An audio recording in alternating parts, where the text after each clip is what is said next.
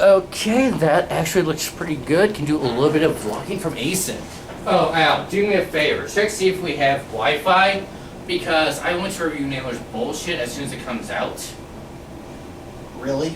Why would you want to put yourself in a bad mood for all of Friday? It's not gonna put me in a bad mood. It's mostly stupid shit he's doing right now anyways. Wait, who are you guys talking about? Jay Naylor. Who? You know, guy that does Better Days. The song? The comic! What comic? The one me and Al review on my channel. Oh yeah, your YouTube channel. Trunks 5258. You're not even subscribed to me, are you? You know, to be fair, I'm not either. I fucking hate you both. Okay, anyways, this Naylor guy really that bad? Well, if you would actually watch my reviews, you'd already know the answer to that. Well, I don't watch your reviews, okay? So explain it to me. Do you have any idea how long it will take me to go through every stupid, asinine, immature, dickish thing Naylor does? Not to mention he's got his head lodged so far up his ass that he can't even see all these immature mistakes he's making.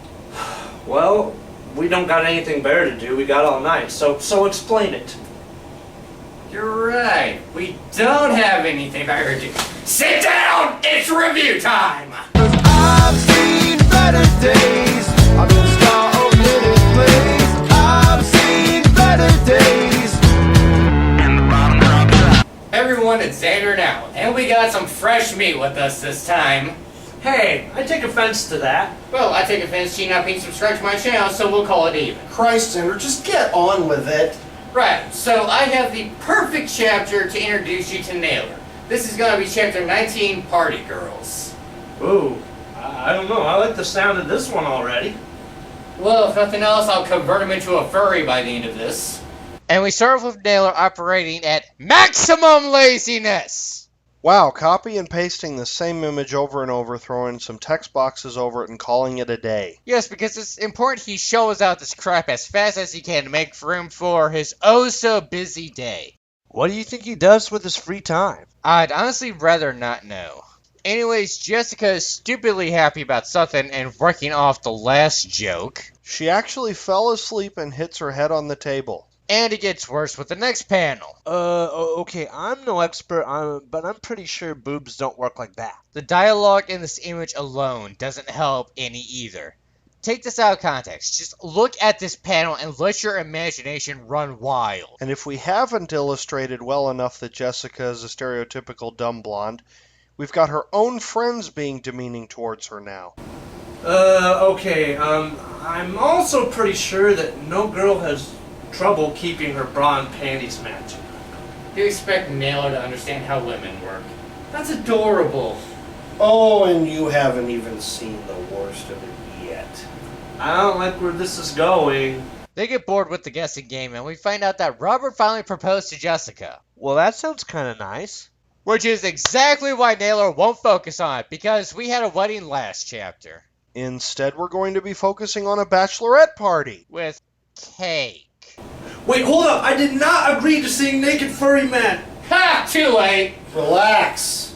Naylor's already said that he's not going to show any explicit porn in the comic. Exactly. Why should he show tits and pussy and dicks for free when he can make money off it instead? However, just to be clear, you wouldn't object if it was furry women now, would you? Well, So following that, we get a pointless page of backstory for Beth that really has no importance. It manages to piss me off though by saying the artist girl is a welfare child. And now we go to a pointless section of Lucy's job. The normal host of a love helpline talk show won't be in on time, so they have Lucy filling in for it instead. Wait, did they change Lucy's hairstyle? It looked a little poofier in the last page. Oh yeah, I'm not really sure why Naylor did either, but I'm guessing it was to further separate his Lucy from Matt's Lucy. Okay, the carts were flooded from this evening's storm. The hell does that even mean? Hell if I know. Wow. This is radio. No one is qualified. You know, I see a lot of jabs get made at politics, but radio, of all things? And on the next page, we get more of Naylor's naming. I'll give him credit, he's got his alliteration down. Lucy Love. Lowell's Love Waves. They should have just renamed it I Love Lucy. And unfortunately for Lucy, her friends are listening to her. Okay, why would they be tuned into this station in the first place? Probably because every last character in this comic knows fuck all about actual love. As do the actual callers that Lucy gets. The whole page is just making fun of love helpline talk shows, marking the actual callers as helpless idiots and creeps. Okay, hold the phone. This page is bullshit. Those talk shows are nothing like that, and the callers aren't that pathetic, and some of them are miserable and deep in the... Is there something you're not telling us? No. So getting somewhat back on track here, we have Jessica coming to Beth with a concern. Should we be keeping track of every time Beth insults Jessica? It never ends well when we try and track stats. And now the sitcom-like plot begins. There's going to be male strippers at the party, followed by Beth proclaiming they are all gay. Which is retarded logic, no matter how you look at it. I mean, spoilers, obviously they're not all gay, but it's a stupid assumption in the first place. And this isn't even Beth trying to put Jessica's mind at ease. She honestly believes all male strippers are gay. Yeah, that's the perfect reaction that these two have right here. And to wrap this page up, they notice Lucy is on the radio as well. Okay, seriously, why is everyone listening to this talk show?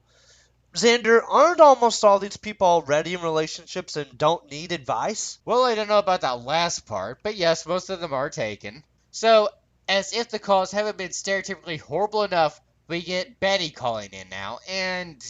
Okay, I can read a lot of things out loud. This is not one of them. One of you two can do it. So, Betty says she can't orgasm without it being anal sex. You're right. This is terrible to actually just say it out loud. And Lucy asks the dumbest possible question. Well, is that a problem?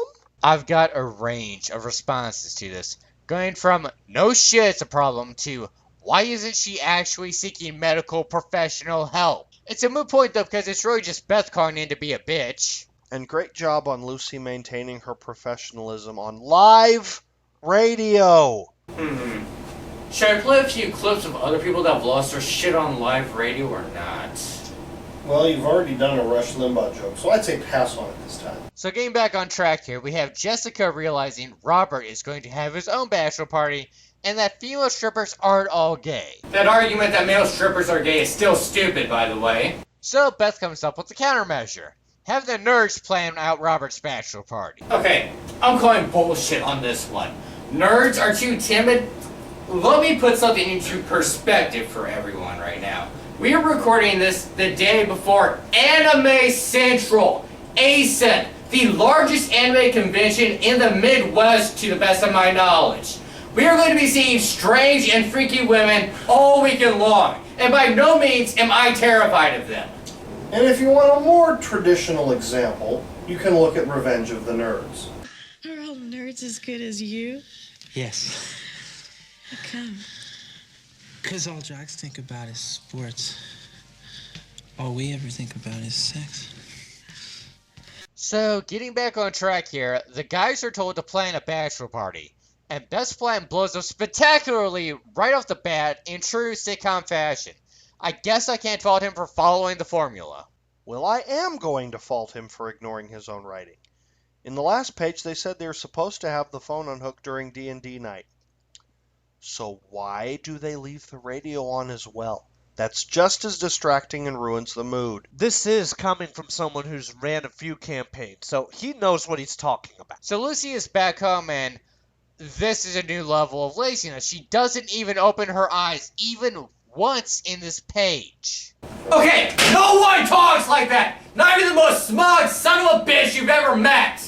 Nothing too special on this page, just Lucy moaning about having to do the job and being convinced everyone is a nutcase that calls into love lines. Once again, it's grossly exaggerated, and I don't think Noah wrote this just to be funny. I think this is what he actually believes. Well, next page, Robert shows up, and while Lucy is terrified of the idea of being kept awake by the engaged couple, Beth offers her a spot at her place. Okay, wait a minute. I thought they were staying at a dorm room.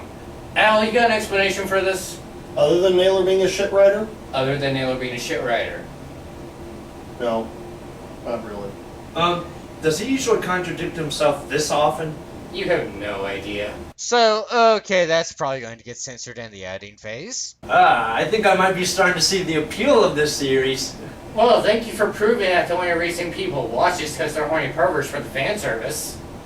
Hey! Anyways, the couple talk about what they are going to do with their parties, Jessica convincing Robert to hang out with Tommy's group. Robert agrees under protest before we cut to how well or not so well Lucy is sleeping. This is the closest Better Days ever gets to girl-on-girl action, so I hope you all enjoy it. Wait, really? Didn't you say this guy makes most of his money from writing porn comics? Yeah. But he doesn't draw girl-on-girl action? I'll do you one better. Not only does Naylor refuse to draw lesbians, he actually has no problem at all drawing homosexual men.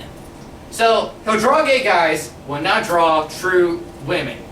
The closest he's done to this is he recently did a comic, pretentiously enough named Straight Girls Kissing in the Shower. What? That doesn't make any fucking sense! Okay, so to get back on track here, the page itself is kind of funny, not gonna lie. We move on to Beth making hotel arrangements. Around the same time, Tommy is starting to do the same thing, and... Okay, Jared, let's see how well you know your sitcoms. What do you think's gonna happen? Well, if I had to guess, that they would have to book it in the same hotel. And in neighboring rooms. And he hit the nail on the head! You can probably write this in your sleep. I probably definitely wouldn't want to. So moving on, we now have Beth... Oh, God, she did not seriously just say it like that. Fortunately, Lucy seems to agree with me. Bone shakers? Bow chicka bow wow. Well, it's a step up from the usual names we get. We end up spending a page or two at Bone Shakers, with Lucy adjusting to the male strippers. Judging from the way that waiter sang Coming Right Up, I'm guessing Naylor is trying to seriously reinforce the idea that male strippers are gay. And then we get, I'm gonna take back what I said about the names improving. That is the worst porn name that I have ever heard. Can Naylor do any worse than that? Shut up, you idiot! Oh, great. Now you done. What? Hey, don't call me an idiot. First rule of Naylor's writing. Never, ever ask if he can do worse. And it looks like it's gonna get worse. The names alone don't sound so bad, but we're not given 3 stupid names, so it's an issue of quantity versus quality. Or lack of quality. Long cheek. That pleases every part of a woman, so nothing goes to waste. Zulu Bob. Far from noble and definitely a savage. This is so culturally insensitive, I'm surprised Naylor doesn't get lynched for this shit. And last is, oh God, not him again. That's right, the walking gag penis returns. The what? You see, if you watch my reviews, you know the answers to these questions. Well, unfortunately for all those that were able to repress the memories of that chapter, Naylor is kind enough to remind us of his cameo in the Halloween chapter that was barely a Halloween chapter. This, of course, has to lead into another page discussing Elizabeth and her insecurities and how she does whatever her mother tells her to do. It's also made clear in this same page that Beth is in a polygamous relationship. That got explored in... Don't tell me. Another side story porn comic. You're good at this. No, Naylor is just that predictable. Wait, what's this about side stories? The short version, Naylor at this time did a lot of his porn comics as side stories to the main comic. And then he would mention the side stories in the main comic to increase buyers of his side stories. Well, if it's not connected to the main plot, I don't see how it's a problem. Except based on the way he did it, it is relevant. Like, you get the proper first introductions of characters that you otherwise wouldn't know where the hell they came from. And also, you get a lot of their character as well. But the problem is, he's selling it separately. You don't sell it separately if it's required, if it's part of the appropriate plot, if it's actually relevant. If it's crucial, you have to make it part of the main story. Because if you sell it separately, you come across as a money-grubbing jackass instead of a legitimate writer. Unfortunately, this is Naylor we're talking about, and as long as it gets him money, he honestly doesn't give a fuck what he looks like. Getting back on track, again, we get a conversation dealing with how Lucy is happy with just Tommy. She's content, and as she explains this, we have a random shot of male strippers' crotches, further cementing the fact that Naylor is bi at the very least, and the text on the page summed up simply, Lucy is content while Beth is scared she'll lose someone again. Now that we've spent several pages at a male strip club, let's see how the guys end up doing with their stripper adventure. Starting with the guys meeting up with the black guy's older brother. Oh my god, is that stereotypical looking. Smack. Oh yeah, might want to get used to that sound effect. Okay, does it count as being racist when you write a black character with a thick black accent if you aren't black yourself? In Naylor's case, yes. And of course the type of women that Robert likes are ones with big asses.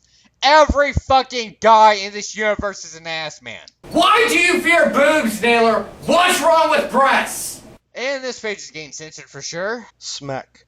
Why can't he use real sound effects? So the lesson of this page, black girls are more fun to party with than white girls. This is stupid, even for a bad sitcom.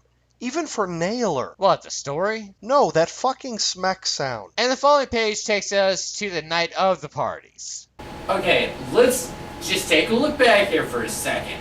We've spent 5 pages in a male strip club, and only 1 in your standard female strip club. 2 of them at that.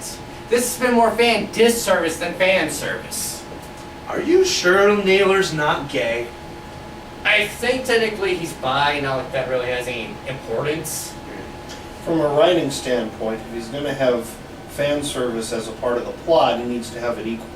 So we finally get to the night of the party, and anyone that knows their sitcoms can guess how this is going to turn out. We fortunately don't waste any more time getting into things, starting by showing the girls' party first, and okay, what the hell is Beth holding? I was going to ask the same thing, and what is popping? I'm guessing it's a wine bottle opener, but man, he did a shitty job of showing that. Hey, aren't there other things you guys should be addressing? Like the vague explanation of how there's a private bachelorette party in a hotel room, and not even a frat house could get so many people? Oh, there's that as well. Guess what else there is? Another porn comic advertisement. Oh, for fuck's sake. Yep, Lucy talking about Amy's little summertime adventure was fully published.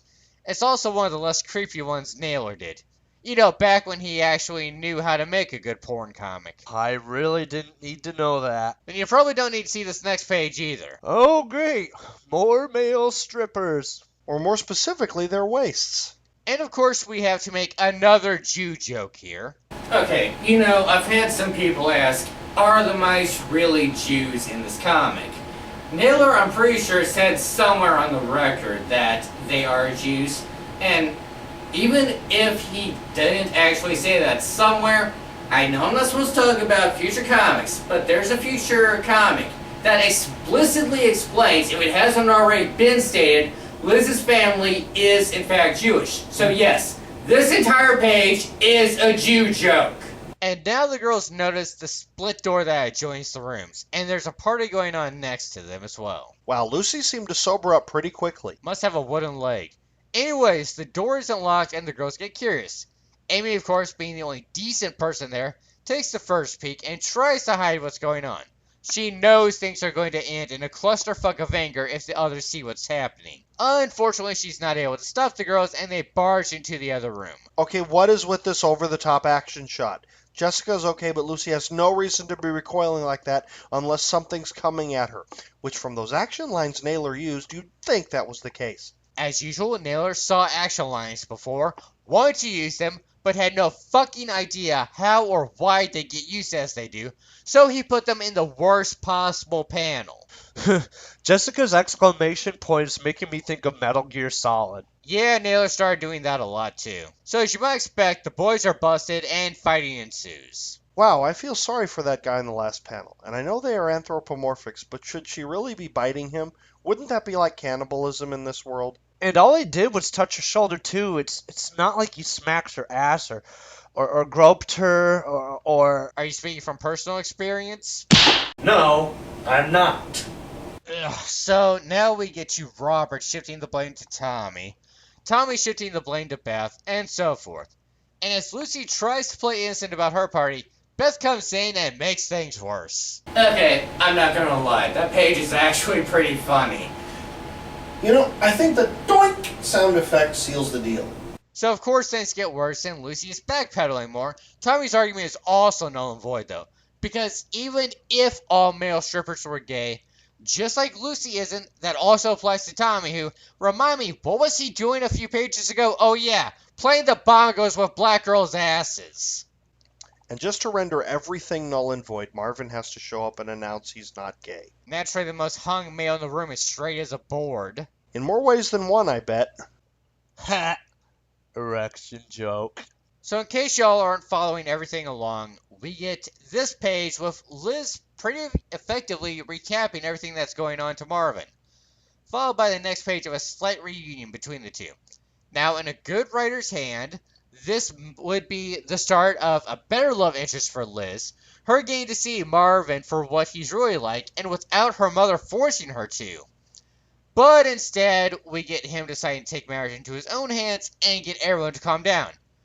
Which leads us to this. Ah, my eyes! Why are we getting a filibuster from a dick?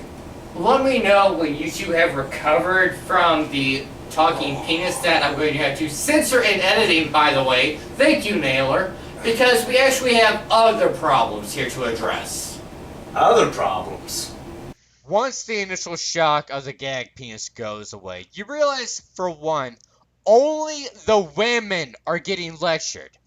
And most are too busy staring at his junk and blindly listening to whatever the angry cock has to say. Next, we get into the dialogue itself, and still we insist that most male strippers are gay, from Marvin's own mouth nonetheless. Based on what? What insane, asinine logic are you using to determine that all male strippers are gay? We are talking about men paid to take off their clothes and grind on women. Do you have any idea how many men would kill for that kind of job if they had the body for it and if it wasn't so morally degrading to them? Okay, so why do you care so much about gay strippers?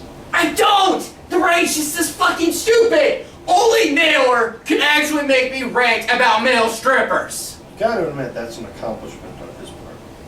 Ugh, getting back to the page. I can't say much about the speech to Jessica. He actually says both sides are going to be constantly be looking at other men and women. And the last page where he goes off screen, thank you to lecture Lucy now, we get this golden gem from Jessica. The penis spoke. And it was wise. What? Every single woman of the world, pay attention to this panel. This is what Naylor wishes for all women to blindly listen to their men and their almighty cocks. I'm going to take over narration now while Xander calms down. We move on to the couples making up. Jessica's still saying penises are wise. I can't believe I'm reading this. Lucy and Tommy make up and for whatever reason mention Beth and stripper joust. Like that has any relevance to their fight, because it's not like Lucy was playing it. And the last panel of Beth being impressed with Marvin, who proudly claims he has a way of getting people's attention. I can't possibly imagine why. And to end the stupid chapter, we get Beth still not shutting the fuck up about gays. She goes on about the cliches of pastors and hairdressers and guys pretending to be gay to get girls. I've seen that last one in effect, by the way. And then we even get that comment about knowing Aaron was straight even with hair like that. Wait a minute. Fuck you, Naylor! You know, when I read this chapter, I'm like, really? There's pointless sex humor. And by pointless, I mean it serves nothing of the plot. This was an indulgence chapter. He indulged his fantasy of these subservient women and the straw men that he has to fucking push every fucking chapter. Every fucking chapter. If this had happened twice, that could even be an accident. But he does it every chapter. I don't think there's a chapter yet where someone hasn't been little more than a representation of an idea that he has in his tiny little fucked up brain. Okay, I'm back. Okay, whatever. Anyway, I just can't say more of the same crap. You saw my explanation in the last video that covered everything. The difference of this chapter is this is where he starts to get fucking self-indulgent beyond compare. He has to fucking have the talking penis. Because that's what he thinks he is, I guess. This giant symbol of male power. Because he's about as sexist as they get. And it's fucking annoying because we clearly have not moved forward one bit by the events of this chapter at all. Nothing has advanced here. We didn't get plot. We didn't get character development. We got bullshit. Alright, here's my own. You know, you go ahead because I want you to give your honest thoughts of it, and then I'll give my closing statements. I never want to read any Naylor-affiliated comics ever again unless Xander makes them. That was brief. Alright, my problems that I had with this comic. First off, again, it's kind of all over the place. It's supposed to be about this party, and they, to their credit, they do a better job with this party than they did with, like, the dance chapter, the Halloween dance one. Remember that Christ. one? This one actually had the party happen and had its own issues with that. But it also dealt with Lucy and her talk show thing, and that had nothing to do with this chapter. You could almost completely remove that and it wouldn't affect anything. The only thing of significance that happened was she told another girl, guys are always going to look at other women, which basically gave Tommy and them the idea that, hey, it's okay to get strippers for this party.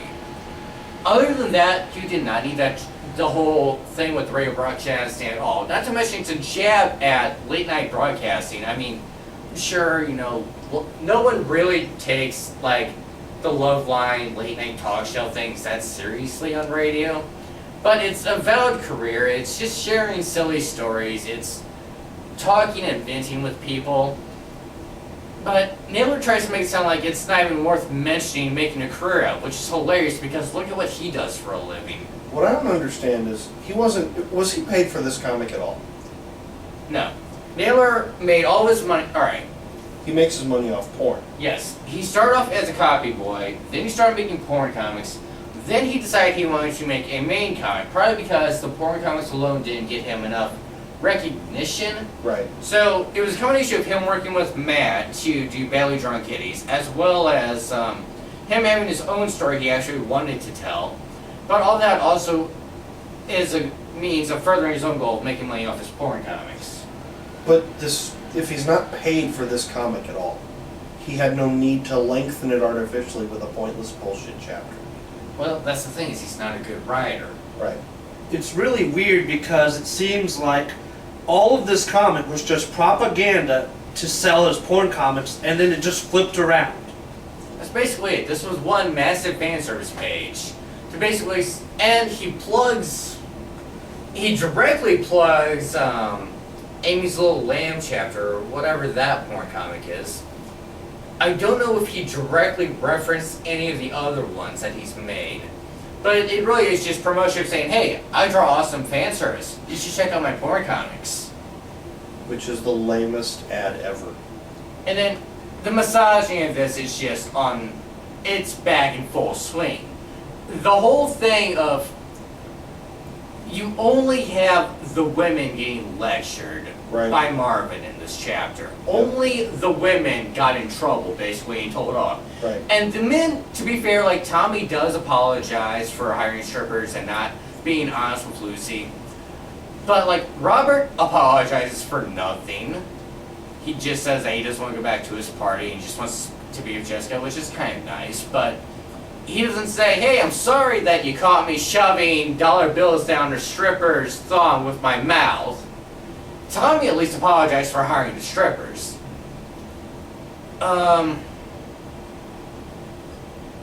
Where was I going with this? That's what happens when you read Naylor. Yeah.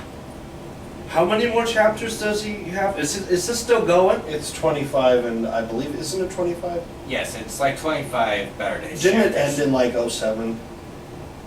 I think so. I don't know the actual date that this ended at. It should have ended before it began. Oh, thank you. Jesus, it's over. Alright. I don't think there's really any more thoughts we have. There was pointless stuff to the chapter. It's a sitcom that's written very badly. It's got its misogynistic points. The male strippers are gay thing is still stupid, and even Marvin insists that most male strippers are gay, which where did Naylor get that idea from? That honestly kind of bugs me, because it's just stupid logic. Right. Especially since it's like, well, not female strippers are not gay. So why is one gay and not the other? It's just, this whole chapter was dumb. If I wasn't so cynical towards Naylor, I might have gotten more of a laugh out of it at just how incredibly silly it is, but I can't do that anymore. Anyways, I think that's about all I have. Is there anything you guys want to add? That's it. Alright, well, see you guys later. Thanks a lot, Xander, for ruining my weekend. No problem. Love bed was jumping in my heart, was pumping for more. I fell in love with a little demon. Eagles above can't touch my little demon.